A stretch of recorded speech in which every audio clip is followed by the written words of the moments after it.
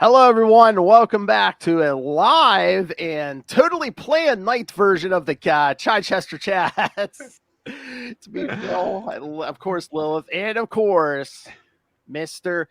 Big Time himself. He's here. You may have seen the announcement from San Diego Comic-Con. Mr. DG Chichester. Hello, guys, and this is our early evening edition of our program. So, because I can't keep my calendar straight, so thank you, and great to be here, and looking forward to chatting about whatever we decide to chat about. Oh, I think we have to. We have to talk the big news, which yeah, I mean, you could fill in the details, but yes, was it yesterday the announcement came out that yes, coming starting in November, Mr. Chichester is going to be doing a new Daredevil miniseries. It's true. It's very true. Yes. Yeah, I guess they did a quote unquote behind closed door retailer only presentation about a bunch of upcoming stuff at San Diego Comic-Con, and of course, the old Sicilian adage is two people can keep a secret and one is dead. So, I guess it just got out, and I got pinged by Alex Segura, and he said, like, congratulations. And I was like, what are you talking about? And he's like, oh. So I did not, I was not anticipating that the news was coming out yesterday. They certainly hadn't told me. So at that point, it was the first I knew that it had kind of gone live. And then a lot of people seem to get excited for me and Nitho Diaz, who's doing the artwork. So there was quite a bit of chit chat back and forth, at least on Twitter, which was very exciting. I've never been, but Lilith has been. Lilith, I mean, it's probably true. A secret told at Comic-Con is no longer a secret, correct? Yeah, exactly. Not at all. Right, exactly, right. Nobody's going to keep their mouth shut, I assume. And I'm if sure you there's know people anything about Diamond, they were probably really very happy to spoil anything. Well, it seemed like, yeah, and it seemed like the reporters were kind of live streaming from the announcement room or something, from the live as it's happening tone of some of the quote unquote reports. I saw it on a couple of different places. Most amusing was the Bleeding Cool one, which was Dan Chichester, who's calling himself DG Chichester these days, which was what are you talking about? Like what identity crisis are you putting me through here? It's like, Matt Murdock is calling himself Jack Batlin these days, or it's like the only time I've been credited as Dan has been editorial credits, which was a purposeful thing, and then a couple of times some editor got it wrong. It's always been the very pretentious sounding DG Chichester. So that was a good laugh for me. Typical of Bleeding Cool, I think. But exactly what I said to Phil. Lilith mentioned that article, and then like she was looking through the comments this morning. She goes, "Oh my god, this is like a first for Bleeding Cool. All the comments seem to be good. Like people are looking forward to this." Everyone, Yeah. Oh, really? I have to go check those out. Okay, yeah. I think we've overcome the, what idiot changed the costume to, it only takes 30 years to kind of get it to go from. It's the opposite of the Dark Knight, right? The hero becomes the villain. Yeah. Now, like, the oh yeah, they're not. People are clamoring for all the things 90s these days. Right. The Power Ranger costume becomes like, I can't wait to see it in action. So, and there it is. Yeah, there we go. Mark, Bagley did a great job. That's a great cover. Really nice looking. Yes, I hope he does them all. I think they're trying to get him to do them all, but I don't know that that's confirmed yet. Fingers crossed. We love a good Mark Bagley cover. Totally. Exactly. But yeah, I believe that's the graphic I keep seeing. I believe someone took a picture of them when they threw it up on the screen there. Yeah. Yeah. It's funny. I had never met Mark in person before until March, and I met him at the Richmond Galaxy Con, and we were like, chatting, and I happened to mention, but I was trying to keep my mouth shut still. I was working on something for Marvel, and he sort of like coyly was like, what is it? Tell me. And I was trying to be like a good citizen, because you're not supposed to blab. In fact, Disney makes it, in the work agreement that you sign. So I don't know if they had approached him then, and he was trying to be like super coy around it, or but it was it was great and a little bit funny, you know, when I finally saw they tapped him to do the cover. He might like that costume. I don't know, because I know back in the 90s there was one issue of Amazing Spider-Man at the time where they had Matt Murdock. So I thought that, yeah, I thought that I remember that one, and I thought he was one of the few artists who kind of got it right. You know, as opposed to Scott, who of course always got it right, but you know, everybody else, we talked about it before, I know, always super bulked it up, you know, beyond anything. And Mark usually got it pretty well. Oh yeah, like I said, he's like my favorite Spider-Man artist. I love his. Yeah, definitely. So so you've been waiting to let it out of the bag. So how long has this been? How long have you been in the works? It's this time last year, actually. Wow. Like, you know, You so know Tom Holland, sir. They can trust you with the secret. Yeah, it was like actually a Terrificon last year, and you know, I'm talking to people, and he showed up at Terrificon, and Marvel said, "Hey, you're still alive. You want to do something?" not off from that too much. I mean, this guy comes up and he's like, hey, you know, it's like, nice to meet you, you know, I'm CB Cebulski, and like, you know, it took my brain like 42 seconds to process it. It's like, CB Cebulski, holy shit, hey, you know, it's like, CB Cebulski, and you know, and he's very complimentary, said like my stuff, and you know, it's good to meet me, and I jokingly said, you know, hey CB, you know, I've been meaning to give you a call to pitch you a couple things, and he just said, well, as a matter of fact, and then just kind of put the seed out there that they had success with what he was calling, I don't know if this is an official term, but like kind of like these nostalgia tours, you know, these nostalgia series and things they had done with different people, you know, contemporaries of mine from that time, and they'd done them and they'd been successful, and you know, would I be interested in maybe doing something, not knowing what it was at that point, and I was, you know, no fool, and I said, you know, well, totally, you know, let's talk, not really knowing what's going to come of that. You know, maybe the guy's just a nice guy, which he is, but no real sense that it was going to necessarily become something. But I put a few thoughts in my head of what I might think about if it became something real. But I followed up with him, you know, hey, a reminder, we met, and he jumped on it right away, and he said, listen, I've already talked to Devin Lewis, the Daredevil editor. You know, we have a couple of ideas in mind. I'm going to put you right in touch with him. And Devin and I started talking, not, you know, too long after that. And the first thing was, hey, we're thinking of doing something, but we want to do it in the era of this costume, you know, the armor costume, which I never called it armor before, and and so, but boy, do I now, and I laughed out loud, you know, because I said, Devin, you have no idea the shit I took for that outfit, you know, back when we changed it up, and you know, we just proceeded to talk, and you know, about people are kind of picking up on it. The toy was a big hit. You know, people love the toy. And you know, toy is great. And, you know, does real justice to sort of like, you know, that suit. And I said, I'll figure it out. We'll figure something out. You know, would not have been my first thought of going back to that particularly. But you know, the seeds kind of got stuck there, and it was really odd. It was still the summer, you know, it was like around August last year. And I remember distinctly sort of like just kind of sitting out on a day not too different from today it was just a gorgeous summer day. And this stuff just started to come to me, and I just started to sketch out this outline of this tale, because Devin had really said, you know, I said, well, what are you thinking of for a story? And he just started to throw out these ideas of like, you should really go broad. You should really kind of go for, you know, villains he hasn't kind of necessarily gone up before, you know, characters he hasn't, you know, confronted before. Here's a couple of ideas.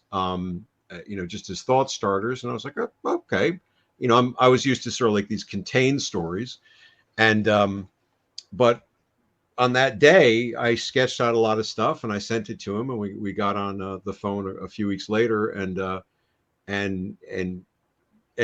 90% of what I wrote down that day probably became the spine of what the story is. He had some great suggestions of like, take it from here to here, bring it over here. Don't forget about this element.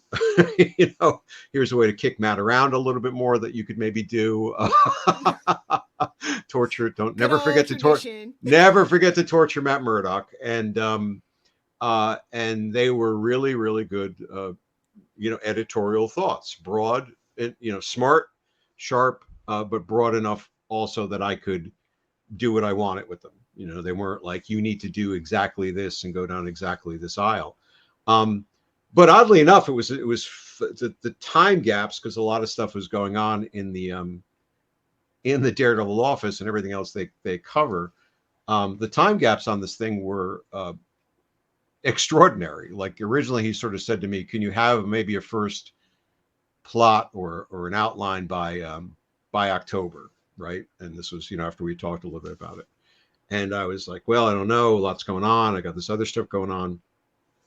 Maybe a little bit later. And as it turned out, I actually got him something by late October, early November, and didn't hear anything, right? And I was like, they were really busy with stuff, and it was kind of a little bit radio silence. And then I said, and that was an outline, right? Really just an outline, like a step sheet, I would call it. And then I didn't hear anything, and I said, well, what the hell? And I wrote the whole plot for all what at that point was 5 issues. So at that point it was 5 issues, and I wrote the whole plot, and this would have been about January, and again didn't hear anything for a long time, and I had a whole list of nudging the Daredevil office emails kind of going out, and there were very real reasons why I didn't hear anything, which won't go into, but so when we finally did catch up, they were, which was probably late spring really at that point, early summer now, and they were like, this is all great, I really wouldn't ask you to change anything except sales now wants it to be 4 issues. So, various supply chain, publishing reasons, things they've discovered over time, what works for these type of series and doesn't work. So it's like, oh, because it's not just a matter of, you need to shave a page or something, when you lose an entire issue, you're losing the pacing, right? And I paced this thing out pretty damn well, I thought. We had like great cliffhangers. We had this moment, this happens here. So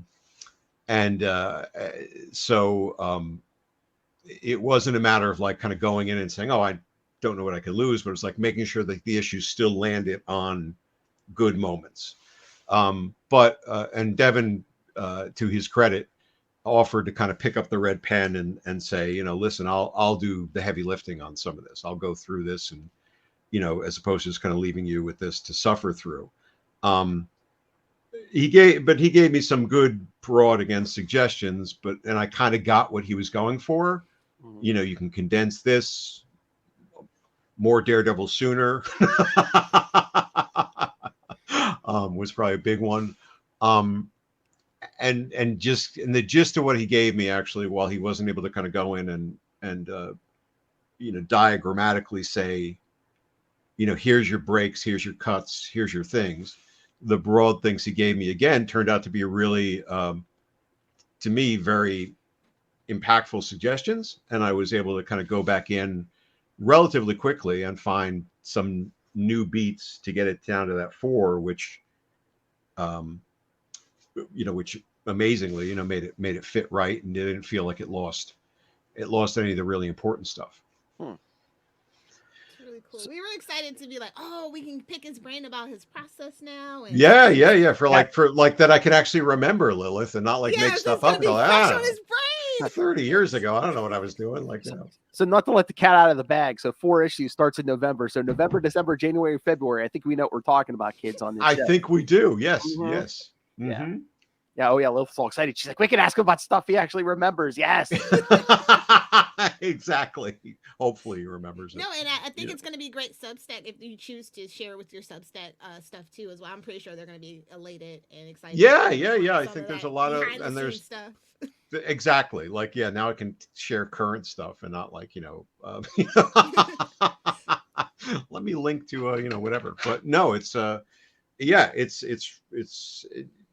and the funny thing is, again, the editorial office has been very, kind and instrumental, I think, in giving me some good suggestions, but they do tend to kind of create these weird little time gaps where, again, I turned in that rewrite and said, okay, you guys take a look at it. Let me know, if there's some changes. Do you think I hit the beats are still there? Did I get the things in the right place? And I don't hear anything, for a couple weeks. And then all of a sudden, Tom, who's Devin's assistant, he sends me, hey, what do you think of this? And he sends me like the first of like Nitho's like first 6 pages, which you're like, what do you mean? It's in production? Like all of a sudden, like I'm getting artwork on it. And so I guess it's a go, I said. So it went from, as I said to Devin, I said it went from kind of the slow walk to 120 miles an hour in like, 3.2 seconds, which there are worse things that could happen, frankly. So it's all pretty cool. When did you find out about who was going to do your cover? When did you find out about Mark? About the same time. They had mentioned some folks earlier that they were thinking of, but about the right after I got those first pages, and Devin had been traveling, or it actually, I think, in some personal business, and then he called me like shortly after he got back, and he, wanted to make sure that like I was cool with everything, and that's when he mentioned that they were trying to get Mark. And then he sent me the Mark's pencils, for the first of that issue. That's the first time I saw it colored was actually at that, when they sent that piece over from the press, yesterday. But I'd seen the pencils a little bit earlier, so nice. it's looking good. So it seems like it came all rushing back to you, pretty much. Oh well, it was I'll credit you guys, and you can do whatever you want with this. I think the walks down memory lane, have actually been really instrumental in fashioning my thinking around this. Not that it was, our intention necessarily, but kind of revisiting things as we have, and opening up some of those doors and recognizing, oh, geez, that didn't suck, and planted maybe some seeds, because the biggest problem, and I put big air quotes around problem, because I actually don't think it is at this point, with this series, is it doesn't just put it back into armored costume zone. It puts it back into a corner I'd written for myself that I intended to get myself out of fairly quickly, but I don't get to play with Matt Murdock as a pure play character. Right. He's got, at this point, he's got the Jack Batlin persona, which in Marvel's continuity, whether they're paying attention to it or not, doesn't get dismissed until, what was it? Warren Ellis and then, Mark DeMatteis do their, twofer, Mark's more considered exploration and Warren's one issue joke fest of ripping the costume apart. So, so there's this weird dynamic of how do I make this a Matt Murdock story more than a Jack Batlin story, and Jack was never again supposed to be a character. Jack was a mask. And that was probably the trickiest part of the exploration, but I think in doing it has actually opened up some really interesting things. I'm really excited about like what I'm being able to play out there, and not that I necessarily needed the advice, because I was kind of pretty well along the way of the thinking on this, but I had happened to have lunch with Fabian Nicieza, and you know, a little bit in between, you know, this thing taking off and getting into it, you know, in the weeds on stuff. And he just, his advice was great, which he said, just write it like you never stopped writing it. And so thinking about, and not that I would want to be that person again, because he was pretty mixed up, but you know, I had this sort of long-term plan for Batlin and how he was going to play out with Matt and how that was going to get to probably 350. But just kind of stepping back into that world was good, because now I can sort of look at it through the lens of people who sort of mistreated the costume and mistreated the Batlin mask, and but not to do anything with that, like not an acknowledgement or trying to kind of do one up on that, but just again think about the importance of Matt Murdock as a lawyer to Daredevil as a vigilante, and how the two sides kind of work together. So that's been the really fun part of it. One of the fun parts of it. So that was going to be one of my questions, is like, is there a definitive point this takes place? So this is kind of like, you know, if you had more time, it like, is this going to be kind of be a continuation? Like if you had more time on the book? Yeah. The way I'm looking at it and the way I talked to editorial about it, you know, cause I said, well, what's the weird time drift? Obviously this is not 1990s, right? Because everything would be archaic and people would be on, you know, dial-up modems and shit like that. You know, they drift of kind of like, well, you know, the 90s are like 5 years ago, you know, like, not that I really kind of get into, you know, any real use of technology or anything that would really date it, I don't think. But my point of view became that there were a lot of adventures we never saw, right? It wasn't just, you know, the second half of Fall from Grace, Tree of Knowledge, you know, the Alan Smithy era, and, you know, and a couple of associated other stories that other people used, and a couple of trading cards, and that was it. You know, let's assume there was a lot more going on with Daredevil as the new Daredevil and other things kind of going around. And this is one of them. And if this does well, maybe there's another one. Who knows? Whether I don't. It's that's not nothing. Like he's Wolverine, where literally everything in between every single page has been covered. So that is nice. Yeah. So there's a whole host of things that could have been happening here, and that's how I just sort of looked at this. Like this is an adventure that happened in that time frame that we never looked at before. And I know you probably can't spoil anything or anybody who's showing up in this book, but so I'll just wait for you to say the return of Surgeon General. See, you guys knew. I was waiting for moment to, like, you know, because, you know, I'm gonna keep going back to that organ stealing until I get it right, you know, and then they're gonna meet Carnage and take Carnage's organs. Exactly. But I think, you know, after we talked about the hardware stuff, I think I got the organ, you know, stealing people right with those guys, and I don't need to go back there again. Maybe I can go back to eco-terrorism. I don't think I still kind of nailed that particular trope well enough, but no, I will admit there are no callbacks to Surgeon General. There are a couple of sort of weird little callbacks though to Root of Evil and Tree of Knowledge a little bit, but just little tiny ones, just little nods for myself more than anything. Oh, I'm going to cover some Tree of Knowledge soon. Yeah.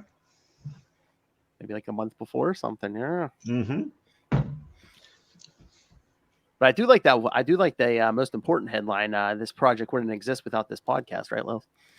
It is. That's it. Exactly right. Broadcast that. No, I do. I honestly do feel, you know, these kind of conversations have given me a different look back at that sort of stuff that I would have, that unconsciously influences your appreciation and your thinking of it. So I think that gives it a more full form, you know, range to kind of approach the things the way that I, you know, have. Because honestly, working, it worked out pretty well. like I said, in that long afternoon of sort of like just beat sheeting a lot of stuff out, but there were a lot of details to continue to build out, to kind of keep going back to,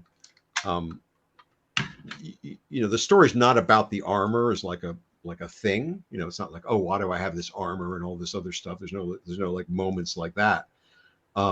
But it's just shorthand for it's like just a time. It's just the guidepost. It's like, okay, it's this era. Yeah, and but it allows you to sort of then, okay, acknowledge some things that need to be acknowledged, and work them through in a way that then sets up like just a mindset for the character and a mindset for the era that I don't think it quite got. It's not a story that, oh, I need to tell this story per se, or I need to correct anything per se, but it does, to me at least, enrich that section of time for him, at least in my mind, which sort of sets up some things and actually extends some of even a couple of the supporting characters that I had sort of inserted in there, new characters that had sort of gotten placed in the background. It's like, oh, I'm going to keep coming back to these guys, and we're going to build on these a little bit. And now I get to do a little bit more with them. So I know you're your own harshest critic. Did you go back and read some of your own work in preparation for this? Well, probably again just through you guys. I mean, Okay. I didn't go back and I didn't have know if to you read sort like of the whole, scratch my head. Nah, I know it well enough. I know the. And I mean, they sent me a lot of stuff. They sent me a lot of my own stuff, which I had, and that's where I'd actually gotten the. If you remember on one episode of this thing, I think I did say, recently I reread that Warren Ellis issue, which I'd never read before. That was the preparation for this, so that's the reason I actually went and read the Ellis issue and the Mark DeMatteis issues, that followed See to kind whatever of. did happen.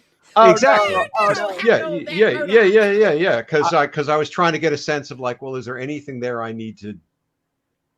No, I was given no charge. You need to acknowledge this, or you need to pull from this. Yeah. But I was kind of interested.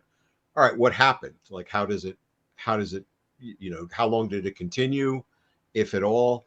And what did I need to?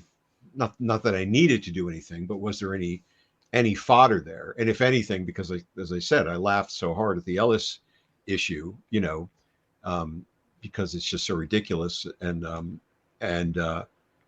it was also the whole thing about, he rips the costume up with like some scissors from Kmart or something. And this whole thing was supposed to be made of, this biomimetic, super strong material. No,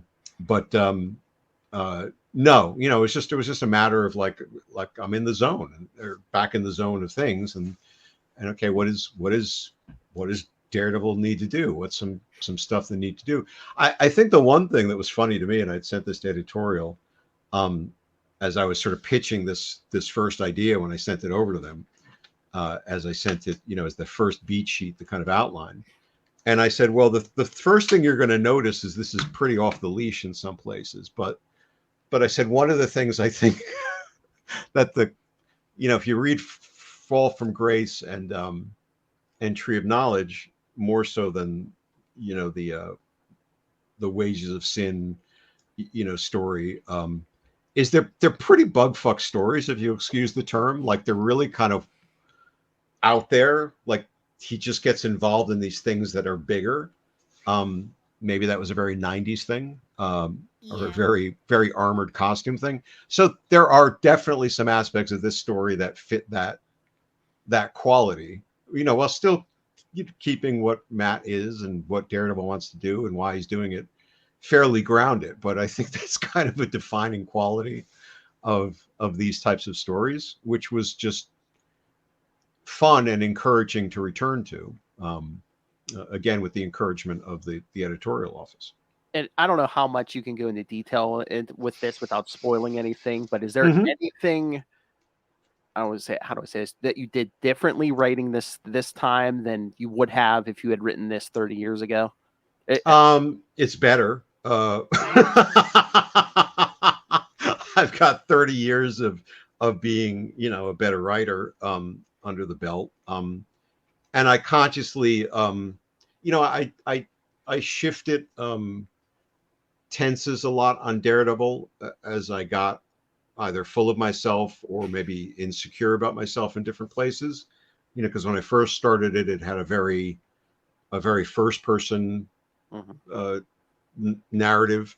You know, you were kind of like inside Matt's head all the time, and that was the dialogue. And then as I shifted into some later stories, and especially the Fall from Grace and on run, it became a more third person narrative, right? It was like, you know, one step removed.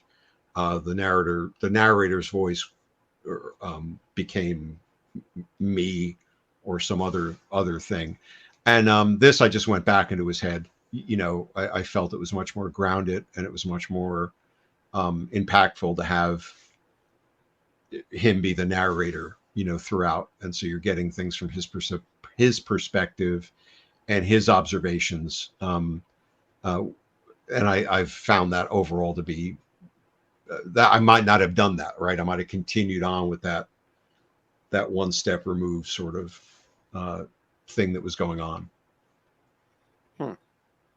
So, okay, so. I'm sorry, I'm just digesting that answer. Does it make sense? I mean, I get what you're saying totally. Mm-hmm. And I feel like, that's actually something that just was kind of a trend, actually, where we kind of lost the hero's perspective for a while. We didn't really know what was going on with them from their perspective, only like how other people were seeing them. So and right, it's pretty messed up in the head, and so it's a scary place to be. But sometimes you always wonder, what's he thinking? Well, yeah, I mean, you know, you can. I mean, it's a thing, right? And you see it go through different trends of comics, and you get the third person narration or the omniscient narrator narration or writing, which can, you know, just be 2 lines or it could be 20 lines. These gigantic captions that are the size of small Robert E. Howard novellas, and you're continuing on with that, which, you know, can be freeing and stuff in one way, but it can work sometimes. It can work really well. Somebody just tagged actually the Batman Daredevil thing I'd done, and I'd done that in that same style. And I had that whole exchange between Harvey Dent and Matt Murdock, you know, in there, and the narrator is sort of describing them and what they're going through. And, you know, rereading that as this guy sort of tagged it, it was like, okay, that worked. That worked fine.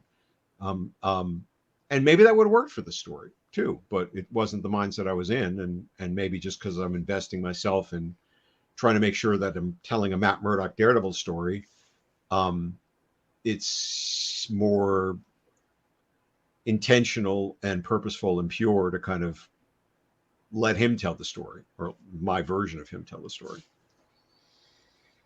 And I know you said you get a chance to flesh out some of the characters you didn't the first time. Did you say something about new characters? Like, are we going to see like antagonists for Matt, like he never encountered before, at least in your run?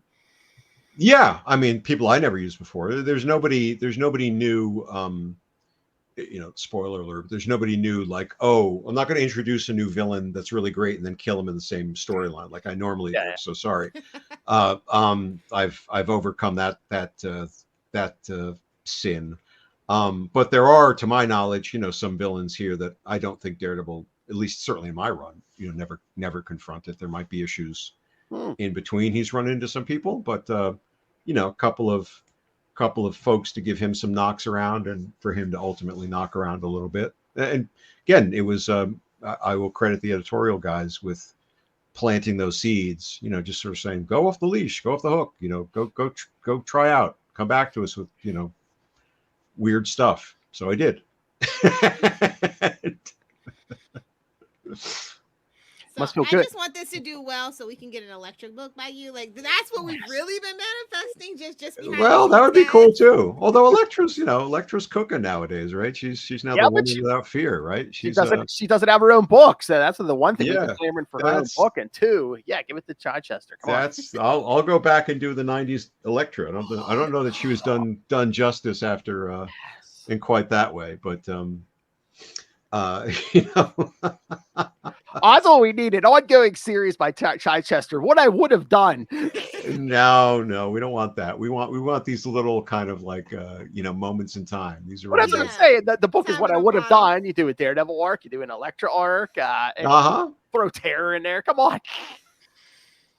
Well, believe me, I've got some Terra swag. I'm gonna like drop on like CV at Terrificon, and I'm gonna like, you know, Oh, I'm gonna give him these shitty things I like printed up at this cheap like sticker place. Say, listen, totally unlicensed, you know, swag to you know, get you thinking, but about a non-selling character, you know. say, hey, listen, kid. I know. It's probably too late for this Halloween, but next Halloween, a terror special might. Exactly, Some units there. exactly. No, like we're so. Uh-oh, I think we got the Mexico cutoff. She fell out of her chair. She's so excited. Did I? Oh, sorry. Yeah, You you cut did. it You off. blanked out the end there. Yes, yeah, we're so excited to see the new stuff. So Thank you, guys. Thank you. Did you November see can't the come soon enough. Like we have Did to. did I guess that press thing did it just have that one image, or did it show like some of the other? It had some black and white images as well. It did. Okay. Yeah. Okay. Yeah, you can see some of that stuff there. And I'm gonna, now that the devil's out of the bag, as it were, you know, I'm gonna cut some of that up and you know, start setting up my own social sort of thing. You guys are getting like first discussion of this, so Oh, nice. by all means, you know, make of it what you will. But you know, I'm going to take some of these high resolution scans that you know, the inker and such has been sending over, and you know, start kind of feeding out. It does. I mean, it looks like, you know, and I saw the first spread, and which was described as like, you know, this should be like a movie poster, and like, you know, and does this and this. And it was just, it was off the leash, and it's crazy. It's just really different looking stuff for Daredevil artists that I worked with in the past, which is great. And I hope Nitho gets fabulous attention, you know, off of it. I'm sure he will. It's really, really exciting looking storytelling. He's getting so much great stuff on the page, great stuff, of course, which I've written. But I mean, you know, he's you know, he's running with it in a, you know, really amazing way, making some really good storytelling choices, and it's a you know, it's a real showcase, I think, and he's not even into the quote unquote good stuff yet, you know. Yeah, his G.I. Joe stuff is what I'm most familiar with, and it's really good. It's really yeah, and his Yeah. I've seen the Predator stuff, which I know he's got Yeah. some good attention on. So it's yeah, it's really, there's some pages where he made some choices, and you know, I try to break the page down to like say 6 panels or whatever, you know, trying to be mindful of it, and he opened it up to like 9 panels in some cases, and just add it in, and still it looks like this very open page. You know, he knew that he found the balance of things and decided to add in some other elements of his own to make it even better in that way. And it's like, wow, you're really like delivering on it, you know, in such really great ways. And if he's doing so much of the stuff now, then when he gets to the real crackerjack stuff later on, I don't know, it's definitely going to be crazy. So it's just based on the opening spread alone. I'm really excited. So yeah, well, I mean, when the series is out, I mean, we'll try to record as close to when each issue drops as we can. And Yeah. I mean, if you're up for it, and if Nitho, you know, would want to join us, I mean, maybe we have him on for at least one of those episodes. Yeah. I mean, that would be terrific with me. I mean, you know, I would, if he's up for it, totally. Yeah, that would be awesome, and then he can talk about it. I'd rather hear his perspective. You know, it's like, what is this guy writing? I don't know. I'm just going to make it look good. You know, and you know. And again, consider us your press team. I mean, if you have stuff to share, send it to me. We'll blast that out over social media before this thing. Totally. Yeah, totally. Word No, out. tag you and stuff and all that. Yeah, definitely. I mean, I mean, you know, just in terms of like saturation, like I have a lot of at least the pages up through what's been done so far. You know, clearly that I'm scripting against, but you know, my theory is, I mean, I wish Marvel had let me know a little bit before, so I could have laid some, you know, you guys were on definitely my list of like, hey, I want you to let you know what's going on. So that this whole thing just became this, you know, like, oops, I guess it's out there, but I want to hold off a little bit so you don't, you know, waste all the fuel before November. So, Yeah. you know, it makes more sense to probably start sharing things and like with a hard push late September, through October and that kind of thing. Yeah, no, you were good. I mean, it wasn't that long after I saw the announcement that you messaged me. So I was like, oh, yeah, we saw this. We wanted to talk about it.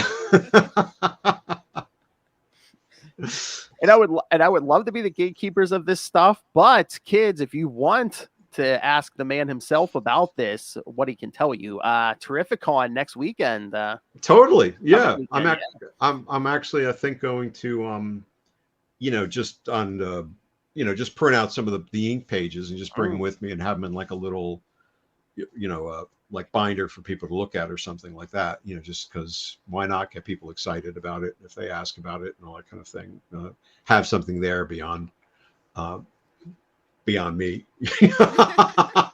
I think that'd be interesting. And be like, here, guys, you want to see some artwork of stuff that hasn't come out yet? It's gonna, Yeah. I mean, it's totally, that's I think I don't think I'm breaking any.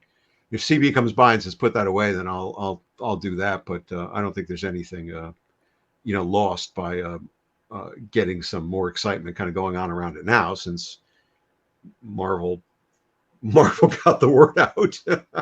I don't know if they thought this was going to stay quiet because they did it in this retailer only room, but again, that's not the way the world works anymore. Yeah, again, at Comic-Con, I don't think they had too high hopes. It's been 3 years. They're a little rusty.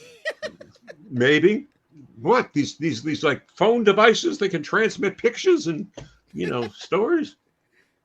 And plus, it shifted, with the strike and stuff. So, like, everybody's grabbing onto whatever they can. Big comics are the king. Yeah, comics are actually That's actually seems to be a thing. I mean, I keep reading that. That's the one bright side. Comics are getting a lot of attention at San Diego, which of course normally they're buried. So maybe this is a indication to get back to our roots. Let's get some the Comic-Con, right, or the Comic-Con people to sort of say, you can actually equalize the pressure and gain value from both sides instead of dominating everything that comes out of your announcements with just movie announcements. So yeah. I that's probably a fool's dream, but no, I don't think so. I think we're probably going to see the return to a more. I've been going since I was very young, so I literally have seen the evolution of it, and it was fun for a while. Like that 2012 to 2017 era was really cool with MCU Phase 1 and all that. Then I got like just really tired of like Supernatural taking over H Hall. Like I was like, bro, I'm looking for the Artist Alley, things like that, the behind the business panels and things like that. Right. And it just got fewer and fewer and fewer. So it's kind of a refreshing change. Yeah, no, totally. I mean, it's very, very cool to see. And I think because all the little cons have been getting more press because they were more focused on the actual comic book of it all. Yeah. Recently. I mean, not that Terrificon hasn't always been very comics focused. Mitch Halek, who runs it, is very much that way. But, he's got so many freaking comics people. I was like joking with him. It's like, it's just easier to list the people who are not going to be there at this point. So good to hear. I really feel like you like no offense. I don't mean this in a derogatory way.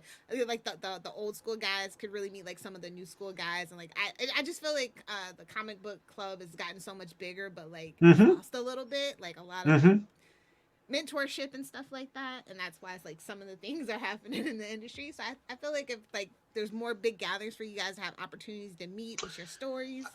I think you're absolutely right, Lilith, and that's not a dig at all. I think that's sort of the sad fact of the way the industry works. Not that it should work that way, but they do demonstrably push out kind of one generation, right? People just stop getting work in a lot of ways, and then they're relegated over here, and then this new wave kind of comes in, and there aren't always places where you have a lot of overlap in some cases, so certainly conventions equalize that because you're either sitting right next to somebody or you're across from them, or you can walk around and like, oh, you're that guy. And sometimes, again, in cases, even for myself, I mean, there's people I never met in person who now I get to sort of see and like, you're him, this wasn't a comic convention. This was a comic. This is a show called the LuxCon, which is dark fantasy art or something like that, which runs in Pennsylvania every year around October. And I went a couple years ago, actually before COVID. It would have been so more than that, but I'd never met Dave Dorman before. Great, a fantastic Star Wars artist and other things. It's like, I see the artwork from a distance. And it's like, damn, I know that artwork because he's such a distinctive style. And then, I introduced myself to him, like, I don't, if you remember, I hired you for some Hellraisers or whatever, and he did, he lit up right away. And it was just very cool to make that connection there. But I will certainly be walking around at Terrificon and introducing myself to all sorts of people. But unless I'm just swamped at my table and just stay there. I have a feeling you might be swamped. More so than normal. You're going to see some increased traffic for sure. I have a feeling next time we talk, you're going to be like, man, I got some carpal tunnel from signing all those Fall from Grace and Tree of Knowledge issues, Yeah, it's like, it's anything with armor. The best thing was at GalaxyCon, somebody brought the toy over, and they had gotten Vincent D'Onofrio and Charlie Cox to sign it. So I was the third signature on it. So it's like, I'll take the third spot on this one. That's cool. The only guy on here who had anything to do with this. Okay. Yeah. Who knows? Maybe Born Again, they'll slug the costume and, the armor. I had this crazy thought. I'm like, I would love to believe that CB Sapolsky is listening to us and got the idea for this series from us. But, and again, you deserve all the credit for this. But I was going to say, Daredevil Born Again, is it possible they may be adapting a Chichester story? I wouldn't think so. I really wouldn't. He would have already found out the way that. Oh, really? Okay. Well, no, not with the way that they. I found out this was happening yesterday, right? True. So, I don't know. I don't know that there's. Because they always say there's no synergy, but I mean, you look at Sam Wilson in the comics these days. He looks remarkably like Anthony Mackie all of a sudden. Just that kind of stuff. Synergy, absolutely, yeah. No. But I'm just saying, there's total synergy in that way. I just don't know if there's the right place for those types of stories. It all depends on where they go with Daredevil, though. I don't know where they're going to go. Looks like we won't be finding out till 2030. Right. At this rate, with that poor writer's strike. Yeah. Yeah.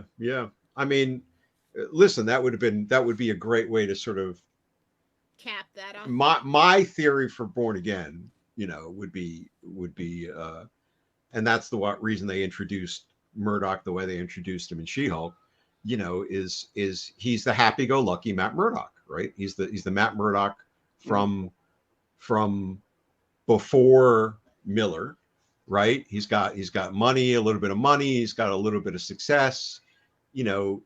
Everything's kind of very good for him. What's wrong? I'm blind. That's tough, but everything's kind of cool, right? At one point, Matt Murdock had a penthouse and and he's this junior league, Bruce Wayne, sort of character. And then Frank Miller blew it all up, and he gets all bitter and embittered, and and becomes dark Murdoch, more in a way. That's the arc. I think that's the reason it is. And then if they really want to put the screws to Vincent D'Onofrio, then they bring in a couple of moments from Fall of the Kingpin to to have Matt go full circle and say, well, now I'm in charge. I wouldn't complain if that happened, but but whatever happens with it, I'm game. I'm sure it'll be good. But again, it's a ways off with the strikes and all. Yeah, that's what me and Lilith are all afraid of, because with this writer's strike, it seems like 2024 television is going to be like a lot of reality. 2025 too. I mean, like I said, we probably won't recover till 2027. I was there. I've been alive for the last two strikes that have really gone on for.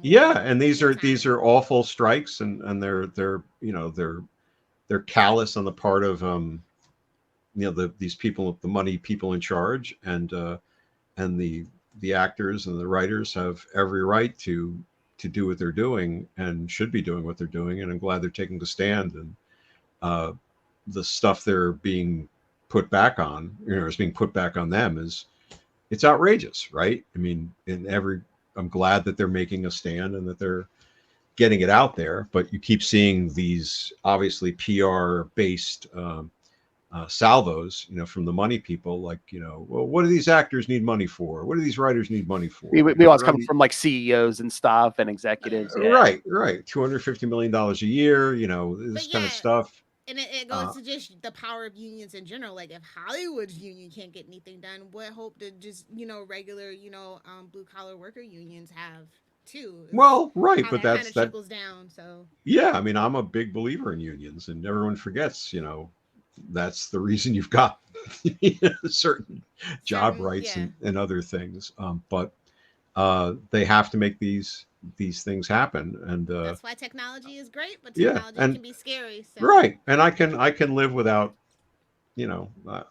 I can live without my next season or whatever if it's going to, end up being better ultimately for people. There's plenty of other stuff I have to catch up on, and you know what? There's also TV. There's books too, right? I can read a book, and there's no shortage of entertainment out there. So that's not an issue that I can't put on. And I hear we have some great comic books to come up. Yeah, and you have great comic books. Hey, kids, there may be no new TV in November, but you can pick up Daredevil Black Armor #1. Exactly. Righto. There you go. Let's leave out on top, Phil. All right. But again, before we go, if these kids want to get their Chichester Daredevil issues from the 90s signed, because they will go up in value after November, where, to give them the Terrificon details. There you go. Terrificon, which is in Connecticut, the Mohegan Sun Casino, this coming Friday, Saturday, and Sunday, which is, what is that, 29th, 30th, 31st? Is that right? Or 28th, 29th, 30th? 28th, 29th, 30th, yep. 28th, thank you for correcting me. I will not be there on Friday, but I will be there on Saturday and Sunday all day until it gets really slow on Sunday, and then I will leave.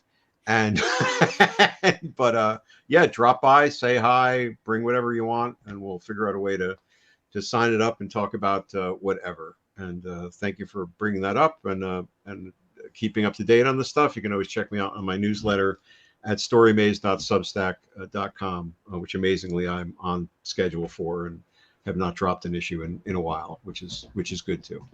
And now I have other things to talk about in the newsletter because I can just fill it up with Black Armor news, and I have all my subjects between now and November. Well, at least now we know why you haven't been doing the Substack. You've been busy. No, that's just because I'm poor time management in certain instances. I would love to sort of but I'm honest. I'm honest enough. Yeah. You've been writing these Daredevil issues. He's like, shh, no, I'm flying drones. I've been crashing drones, 3D masks and all that kind of stuff, right? Oh, that's what put the idea for that Daredevil in his head. Yeah, okay, because he was working on those issues. Okay, there you go. There's his thinking cap for these issues, Lilith. That Daredevil helmet. The thinking cap. Yes, that's it. I'd put that on, and the ideas would just come to me. It was amazing, and I would take it off, and I couldn't think about anything anymore. So it's all good. Know. Yep. No, that's the thought process. No, it's very exciting. So thanks for highlighting it. But yes, like I said, once those issues are out, we can cover those. Next month, we can do. You want to do those Nick Fury issues? We were going to do this. Sure, we'll go back to Nick Fury, and then I'm already prepped for that. And this way you'll be able to critique these new Daredevils in real time. Maybe I can interview you guys. We'll turn it around. So. All right. Don't threaten Phil with a good time. Oh yeah. I'll give you my opinions. All right. Thank you, sir, once again for. Thank you, guys. Always a pleasure, but again for basically giving us an exclusive. So. Sure, my pleasure, and again, thank you for reorienting our time today. I'll try not to do that again. So, all good stuff.